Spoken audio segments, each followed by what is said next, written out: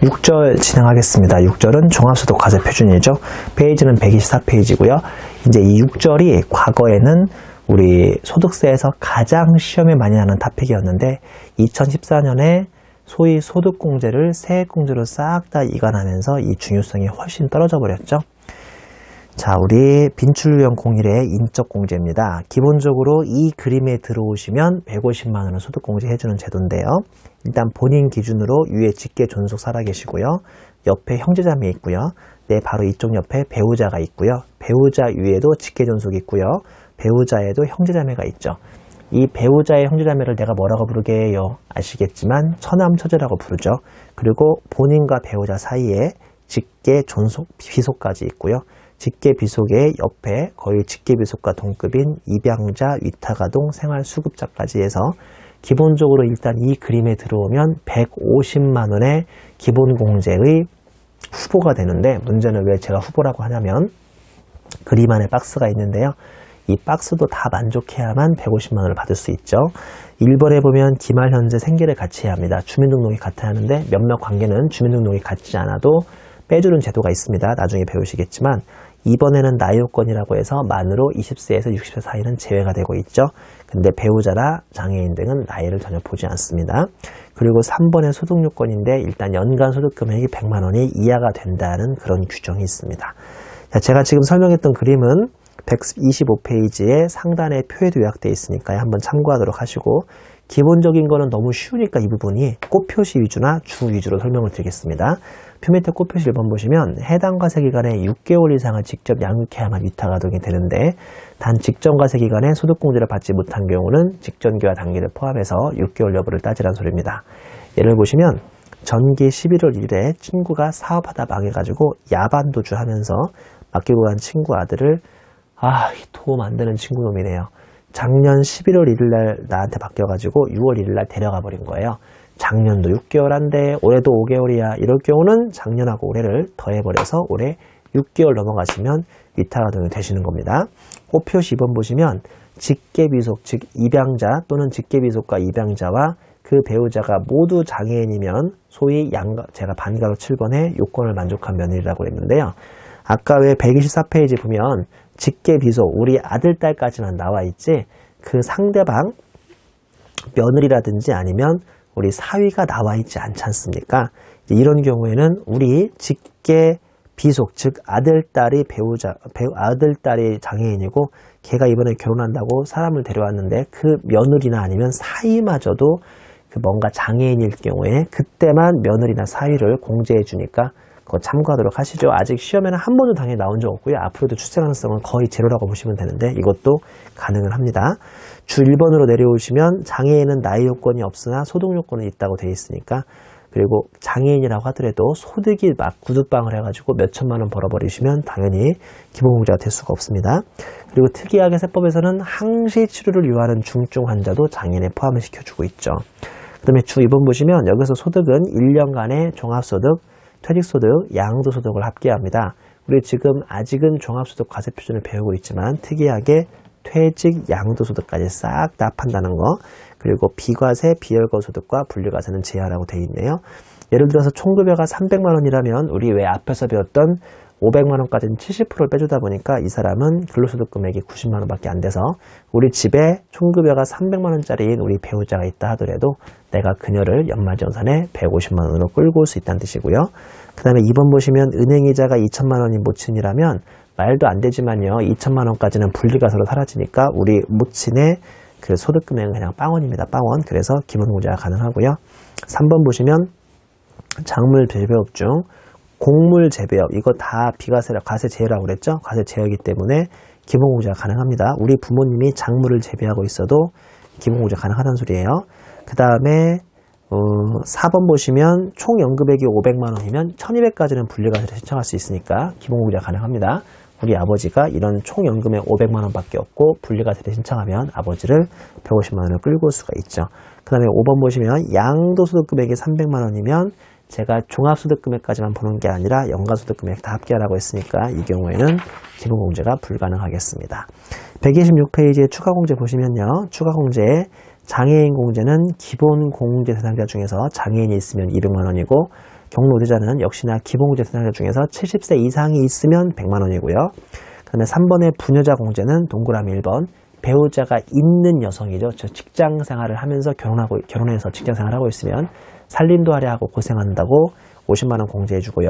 동그라미 2번에 결혼 안 했어도 부양가족이 있는 세대주라면 당연히 이 부양가족도 기본공제 대상자인 부양가족이 하는데 이 경우도 50만 원을 공제해 주고 있습니다. 네, 반가로 4번에 한부모 공제라고 해서 해당 거주자가 배우자가 없는 사람으로서 즉 애기를 혼자 키우는 거예요. 이혼을 했든지 사별을 해서 그런 경우에 기본공제 대상자인 직계비속 또는 입양자가 있는 경우라면 100만 원을 공제해 주는데 다만을 보시면 부녀자가 즉 여자분이 부녀자 공제와 애를 혼자 키우고 있어서 한부모 공제에 동시에 해당한다면 둘 중에 한부모 공제 더 센 거인 한부모 공제만 선택하라고 되어 있습니다. 자, 근데 우리 그 부녀자 공제 보시면 꼭 표시에 해당 가세기간의 소득금액이 종합소득금액이 3천만 원 이하의 거자로 한정하는데 아직까지 뭐 이렇게까지 물어본 문제는 없었고요. 그 다음에 그 밑에 칠판 마크 보시면 너무 당연하지만 추가 공제는 기본적으로 기본 공제가 되는 사람만 추가해 줄 수 있는 거고요. 그 다음에 문제에서 이 거주자가 여성인 경우가 뭐 확실히 정확히 나오면 무조건 반드시 부녀자 공제를 해주는데 가로 열고 남녀 여부가 정확하지 않은 문제, 예를 들어서 과거의 기출문제에 2차에 한성실 씨가 나왔는데 한성실 씨가 남자냐고 여자냐고요. 그걸 사람이 어떻게 알아요? 잘 모르죠?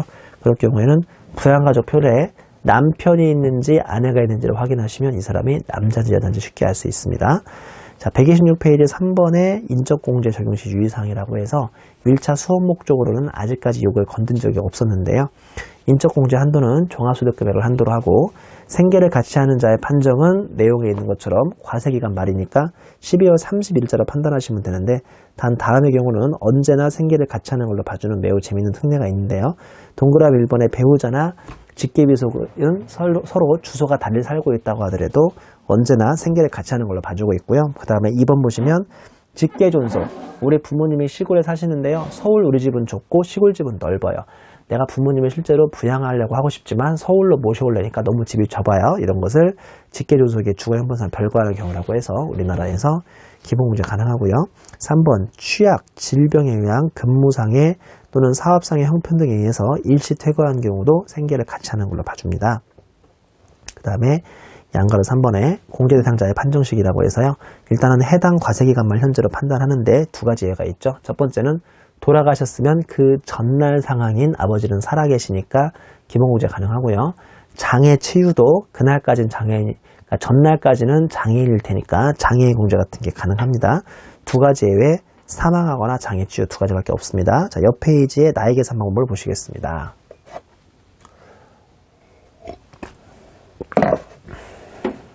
보면 127페이지에 나의 계산 그 중에 해당 과세기간 중에 그 나이에 해당하는 날이 하루라도 있으면 무조건 유리한 방향으로 보고 공제해 주시면 돼요. 올해 20세를 넘은 사람은 20세가 되기 전 19.99세가 하루라도 있었으니까 이런 경우에는 무조건 공제가 가능하겠습니다. 그 예에도 써있죠? 양가로 5번 동일인이 여러 거주자의 소득공제 대상이 되는 경우죠. 반가로 1번 공제 대상자의 판정 기준에 동그라미 1번 내년 2월 달에 회사에 제출하는 소득공제 신고서라는 게 있는데 이것만 잘 제출돼도 누구의 공제 대상인지를 결정할 수가 있고요. 동그라미 2번에 기본공제를 받은 거주자가 그 사람에 대한 추가 공제도 모두 다 적용받는 것이 원칙이죠. 그 다음에 반가로 2번 내려오시면 신고서에 중복기재나 무기재를 할 경우에 어떻게 되는지 보는 건데요. 보면 둘 이상의 거주자가 서로 자신의 공제 대상 가족으로 중복 신고하거나 무신고하죠. 한마디로 이제 약간 그 콩가루 집안입니다. 콩가루 집안.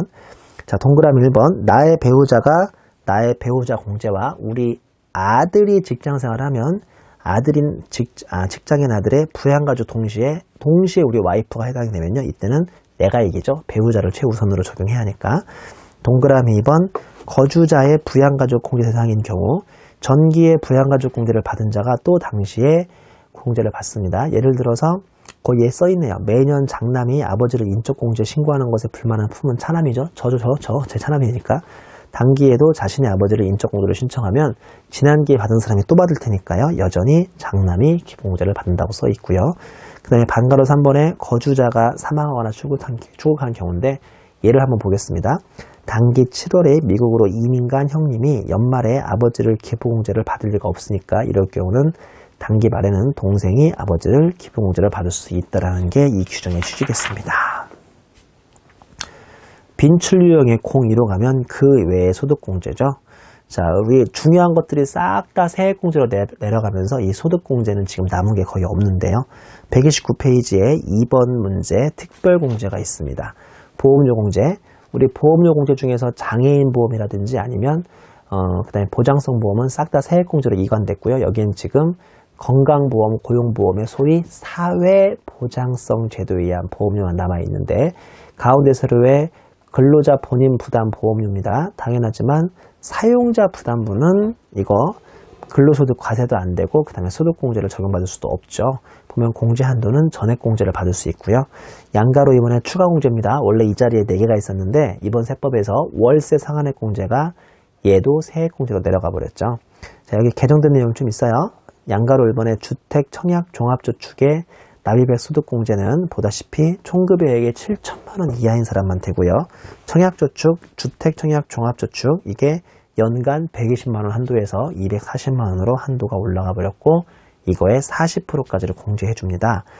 자, 여기에 비해서 이제 양가로 이번 주택 임차자금 원리금 상한액 공제는 한마디로 전세나 월세를 살아야겠는데 그 보증금마저 없으면 은행에서 보증금을 차입해 받는 건데요. 국민주택 규모의 임차를 위한 은행 등의 차입금의 원리금 상한액에 40%까지 공제해 주고요. 마지막으로 양가로 4번, 양가로 3번으로 바뀌어야겠네 이제. 장기주택 저당 차입금 이자 상한액 공제라고 해서 국민주택 규모이고 취득 당시 시가가 기준시가가 4억이 안 되는 주택 구입을 위해서 은행 등의 차입금의 이자 상한액이 있으면 100%를 소득공제로 돌려주는데요.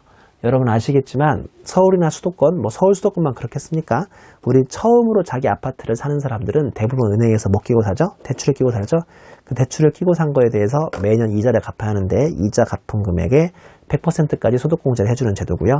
오른쪽 세로의 공제 한도 보시면 1차 한도는 이제 그 300만원까지 1차 한도고요. 그 다음에 2차 한도는 다 더해가지고 300만원에서 올해 또 1800만원까지가 또 신설이 됐으니까 우리 주 2번을 간단하게 보겠습니다. 공제 한도가 신설됐죠. 만기 차입금의 상환기간이 15년 이상인 일반적인 경우는 그냥 500만원 이건 바뀐 게 아니에요. 이번에 만기 15년 이상이고 고정금리 방식으로 차입하고 앤드 동시에 비거치식 분할 상환이라는 걸 하면 1800만원까지 줍니다만 우리나라에서 일반적으로 고정금리를 잘 차입하지 않죠. 변동금리를 많이 차입을 해요. 3번도 안 바뀌었는데요. 만기가 15년 이상이고 고정금리이거나 비거치식 분할 상환을 하면 이때는 또 1500만원이고요. 마지막으로 만기 10년 이상이고 그냥 고정금리 또는 비거치식으로 하면 이때는 300만원 한도까지 해서 한도가 무려 4개가 있는데요. 지금 배우시는 주택자금 공제 자체가 1차 수업 목적으로 썩 중요하진 않으니까 여러분들이 가벼운 마음을 정리해도 문제가 없겠습니다. 자, 넘기시면요. 130페이지의 첫 번째 참고의 동그라미 2번 보시죠. 뭐라고 되어 있냐면 과세표준 확정신고를 해야 할 자가 소득공제를 증명하는 서류를 제출하지 아니한 때에는 거주자 본인에 대한 기본 공제 중 본인분과 표준세 공제만을 자동 공제하라고 되어 있네요. 단 향후에 제출 시에는 인정을 해준다라고 되어 있습니다. 그 다음에 3번 네모 보시면 조세특례 제한법상 소득공제입니다. 신용카드등 소득공제 아시겠지만 15%나 30%. 그 다음에 소기업 소상공인 공제부금은 연간 한도만 기억하세요. 300만원. 우리사주조합원에 대한 출연소득공제도 연간 한도 400만원. 중소기업 창업투자조합 등의 소득공제는 소득금액의 50%까지 인정되고요. 그 다음에 고용유지, 그 다음에 장기투자 정도는 집합투자는 뭐 혼자 보시죠. 옆 페이지에 양가로 1번에 신용카드 소득공제인데요. 이게 1차 수준에서는 계산 문제가 안 나오고 있는데요.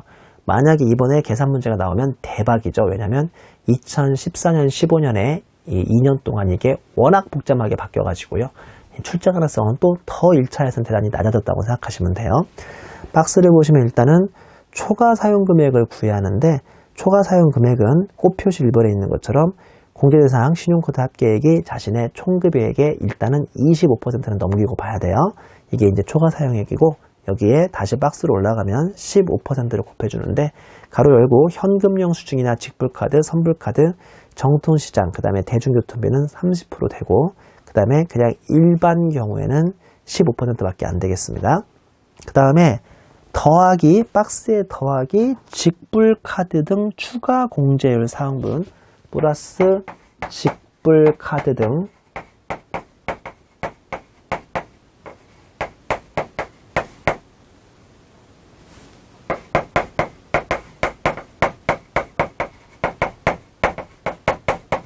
이게 지금 2014년, 15년에 한시적으로 들어가 있어요.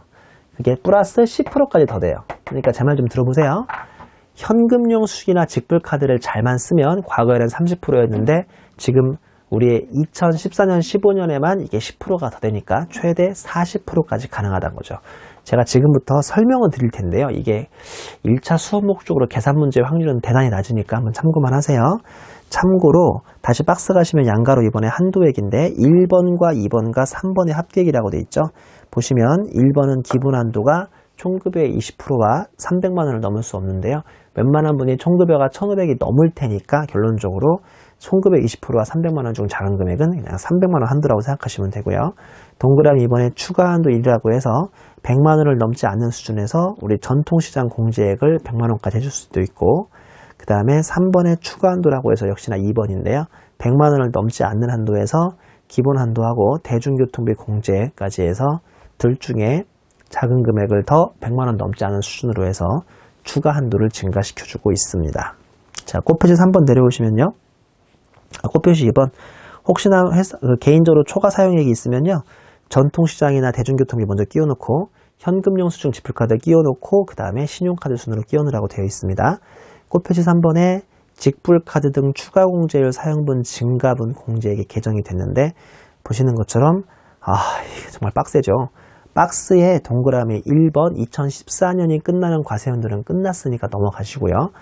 두 번째 걸 보셔야 하는데 2015년 12월 31일이 끝나는 과세연도에 보시면요. 2015년 1월부터 6월까지의 반년만 하는 거 이것도 또 상반기만 해주고 있어요. 2014년은 하반기만 해주고 있고 2015년은 상반기만 해주고 있는데 추가공제율 사용분 빼기 2013년에 1년 동안 추가공제율 사용분의 절반을 내는 거예요. 즉 1년 동안 내가 2013년에 직불카드나 현금용 수증을 1,000만 원 썼다면 그거의 절반인 500만 원만 넘게 2015년 상반기에 역시나 직불카드나 현금용 수증을 쓰면 그 넘은 금액에 10%를 더해주는 제도입니다.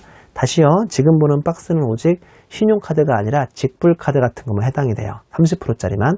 근데 이제 2013년 1년 동안 쓴 게 1,000만 원이라면 그거의 50%인 500만 원을 넘겨야 하는데 언제 넘겨야 하냐면 2015년 상반기만 가지고 계산하는 겁니다. 그거의 10%니까 최대 40%까지 쓸 수가 있게 되는 거죠. 자, 요거 제가 밑에 그 사례를 만들어 왔는데 사례 한번 풀어보시죠. 1차 수업 목적으로는 대단히 낮으니까 제가 시간 관계상 이 문제를 풀지는 않겠습니다. 132페이지의 주 1번에 가시면 신용카드 소득공제 해당자라고 해서요. 일단은 이 신용카드는 근로자 본인, 상용근로자가 가능하다고 되어 있고요. 그 다음에 거주자, 배우자는 연간소득금액이 100만 원 이하이면 가능하고요. 3번에 거주자와 생계를 같이 하는 직계비속도 100만 원 이하이면 가능한데요. 되게 신기한 게 세 번째 줄의 박스에 표의 세 번째 줄에 나이 요건을 보지 않는다고 되어 있죠. 그래서 이게 만약에 55세 어머니가 사용한 금액도 자식이 신용카드 소득공제로 끌고 올 수 있는 겁니다. 비록 55세 어머니라면 기본 공제 대상도에는 해당이 안 되지만 특이하게 이 신용카드는 나이를 보지 않는다는 거. 주 2번에 보시면 신용카드 소득공제에서 배제되는 금액이라고 해서 1번부터 옆 페이지 13번까지 해당하면 신용카드 금액에 아무리 들어와도 이 금액을 발라내고 계산을 하셔야 하는데요. 대표적인 게 동그라미 1번 개인사업자의 사업소득 또는 법인의 비용으로 이미 신용카드에 긁은 것을 연중에 싹 다 비용 인정 받으시면 이거는 이중혜택을 줄 수가 없고요. 그 다음에 신용카드 등으로 결제한 정치자금에 대한 세액공제 및 소득공제를 이미 받아버려도 이중혜택을 받을 수가 없고요.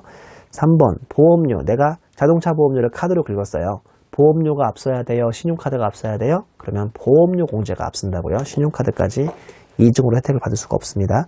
4번 공교육비, 요새 학교에서 카드 긁어줘요? 학교에서 이제 예를 들어서 내가 수업료로 납입금으로 우리 등록금으로 카드를 긁으면 이거는 교육비 공제가 돼야지 신용카드 공제까지 같이 안 된다는 거고요.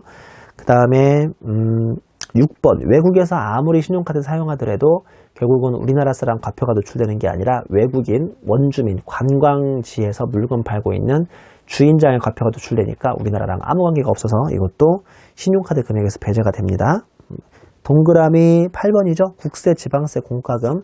국가에다가 세금을 카드로 낼 수 있거든요. 아무리 카드 내봐야 긁어봐야 누구의 과표만 노출돼요. 국세 쪽 과표만 노출되니까 이런 경우도 신용카드 공제를 받을 수가 없습니다. 우리 133페이지 가보시면 참고에 다른 소득공제와 신용카드 소득공제를 중복 적용해주는 몇 개 케이스가 있는데 대표적인 게 1번하고 2번이죠.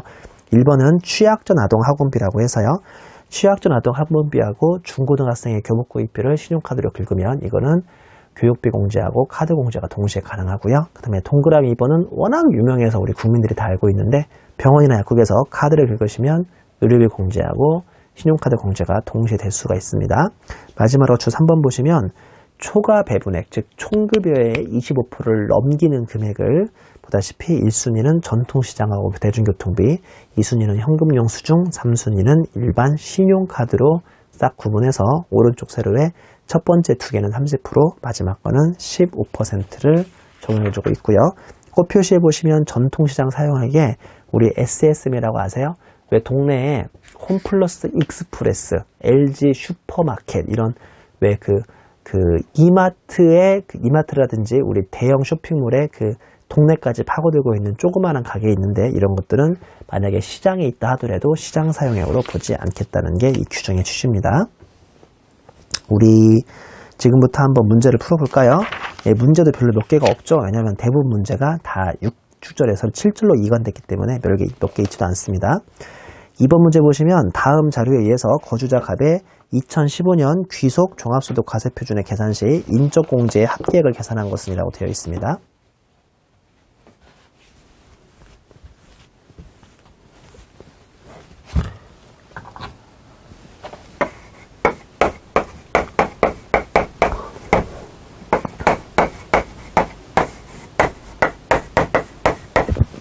기본공제하고 추가공제 있겠네요.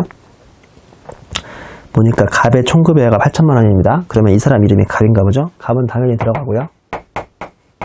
그 다음에 부양가족 현황에 처가 48세 세 번째부터 볼까요? 세 번째 보시면 생계를 같이 하면 소득이 없으니까 일단 처 들어가고요.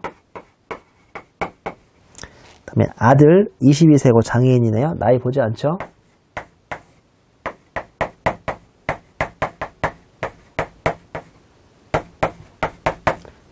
장애인의 아들,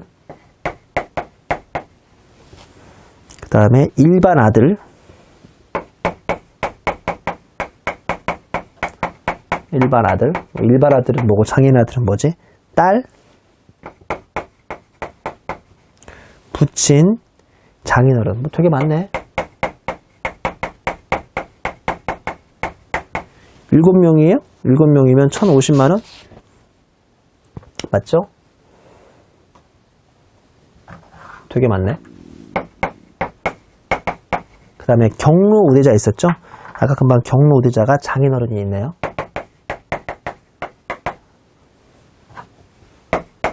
이건 200만원짜리. 나 부녀자예요? 나 남자라고 되어 있죠? 한부모예요? 아내 있죠? 그러면 1350만원. 정답은 2번이군요. 3번 문제. 내국법인의 사무직 근로자, 일용직 근로자 아니라고 되어 있고요. 얘가 근무하는 거주자 갑은 소득이 없는 4명의 부양가족과 생계를 같이 하고 있고요. 남성 세대주입니다. 2015년 가족 현황과 갑의 소득 및 지출액 내역이 다음과 같을 때 인적공제와 특별공제 합계를 계산한 것으로 옳은 것은, 이것도 특이하네. 인적하고 특별 물어봤죠? 인적, 기본하고 추가, 그 다음에 그 사이에 연금보험이 있는데요. 이 문제에서는 연금보험에 별로 관심 없대요. 그 다음에 특별공제금 물어봤어요. 우리 보험료 중에서 건강보험료 등 사회보장보험, 그 다음에 주택자금, 이렇게 문제가 구분되겠죠. 자, 1번 본인 및 부양가족의 현황이라고 해서요. 2015년 말 기준이고 별도의 장애인은 없습니다. 보면 본인이 35세, 아버지 72세.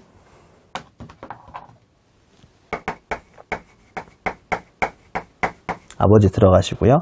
동생이 지금 19살이에요. 무려 16살 차이가 나는군요. 자녀가 2명입니다.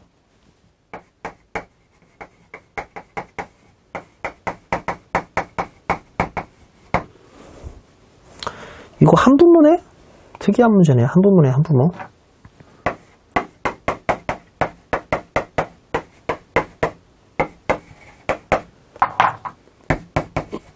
그 다음에 보니까 아버지 경로되네요. 그 다음에 장애인은 별도로 없죠? 맞죠? 그러면 마감하면 얘가 750만원. 그 다음에 경로자 100만원, 한부모 100만원 해서 200만원. 인적공제는 950만원. 문제에서는 인적공제와 특별공제 합계액을 물어봤죠. 자, 그러면 이제 이쪽으로 옵니다. 양가로 2번에 나중에 보시면 보험료 지출액이 있는데 국민건강보험소상 건보료 여기 있네요. 60만원. 그 다음에 고용보험료 여기 있네요. 30만원. 그 다음에 피보험자로 하는 자동차 보험료는 나중에 별 세액공제로 넘어갔죠. 그 다음에 국민연금 여기 있네요. 문제에서는 얘는 구하면 안 돼요. 왜냐하면 문제에서 특별공제하고 인적공제 합계액 물어봤으니까 950하고 이게 90만원 더해서 1040만원.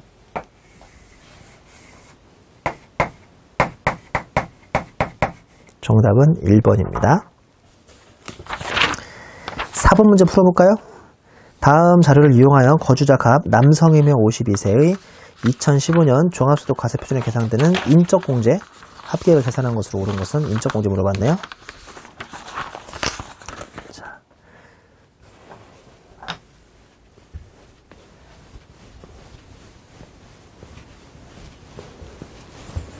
첫 번째, 본인 되겠죠?